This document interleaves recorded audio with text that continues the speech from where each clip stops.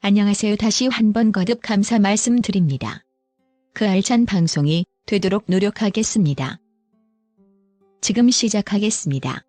지난 10월 14일 꽃다운 25세의 나이로 생을 마감한 가수 겸 배우 설리.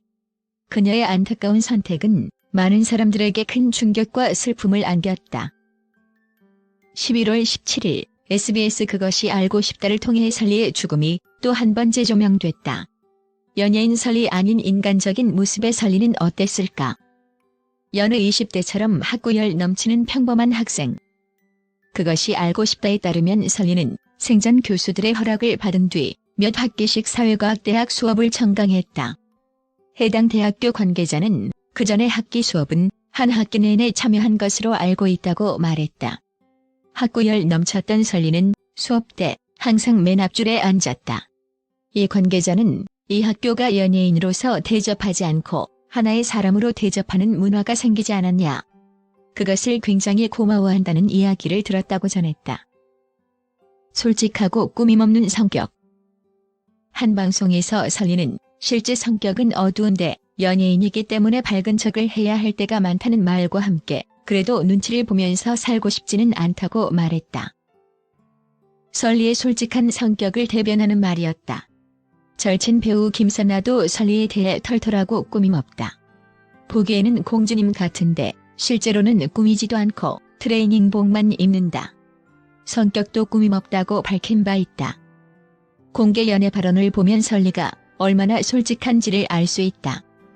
설리는 공개 연애를 후회하지 않는다며 공개 연애 당사자와 만나면 나는 너무 반가울 것 같다.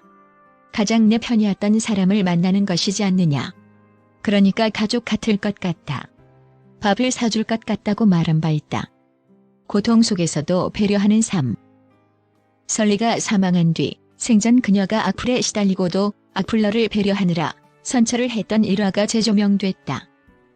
9월 방송된 JTBC2 악플의 밤에 출연한 설리는 악플러를 고소했다가 선처했던 사연을 털어놨다. 그는 악플러를 한 번 고소해봤는데 알고 보니 유명한 대학교에 다니는 동갑내기 학생이었다. 제가 선처를 하지 않으면 전과자로 전락하는 상황이었다. 결국 고소를 해놓고도 선처를 했다며 악플러지만 동갑내기 친구를 전과자로 만드는 게 미안했다고 선처 이유를 설명했다. 설리는 다시 고소하는 날이 온다면 선처하지 않겠다고 다짐했지만 이후 악플에 꾸준히 시달리면서도 악플러를 고소하지는 않았다. 과거 설리를 담당했던 매니저는 설리의 성격에 대해 사려 깊고 생각이 많다. 알려진 것과 달리 배려심이 깊고 마음도 따뜻하다고 말했다. 흔들리지 않는 소신. 그것이 알고 싶다에 출연한 손희정 문화평론가는 연애할 때의 모습을 SNS에 올리고 성적 주체로서 자기가 누구와 연애를 할지 결정하는 등 어떻게 보면 이 사회가 소녀에게 원했던 이미지를 반전시키고 있었던 사람이라고 설리를 표현했다. 그만큼 설리는 자신만의 소신 있는 행보로 이목을 끌었다. 설리는 자신에게 가장 많은 악플을 안겨준 누브라 논란에 대해 속옷 착용 여부는 개인의 자유라고 생각한다. 저는 편안해서 착용하지 않는 거다. 또 와이어가 있으니까 소화장애도 올 수 있다.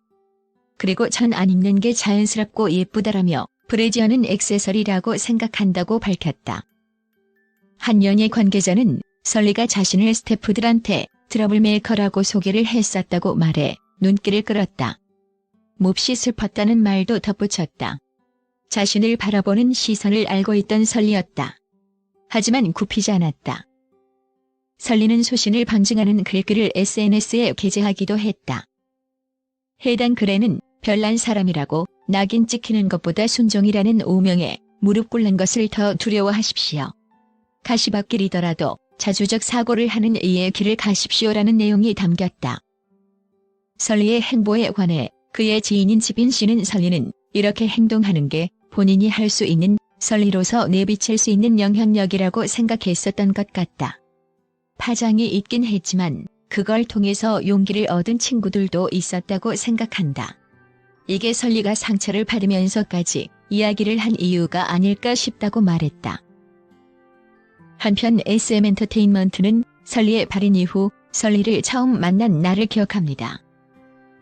눈부신 미소가 사랑스러웠던 소녀는 많은 사람들에게 사랑받는 아티스트로 성장했고, 이제 설리는 사랑해준 모든 이들의 마음속에 언제나 빛나는 별이 되었습니다.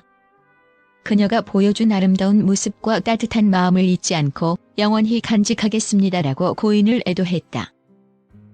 오늘 그것이 알고 싶다에서는 배우 설리의 사망을 추적하는데요. 설리가 떠나면서 우리 사회에 던진 질문을 되새겨보는 시간을 갖는다는 취지로 그 아래 제작진은 25 청년을 죽음으로 몰아넣은 실체를 추적합니다.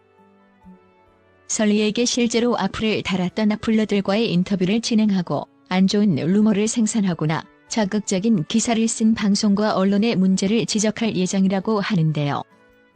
평소 우울증을 겪었으며 주변 지인들의 증언으로 극단적 선택을 한 것으로 추정된 설리의 발인식은 17일 오전 가족 및 지인, 연예계 동료들이 참석한 가운데 비공개로 진행됐다고 하는데요.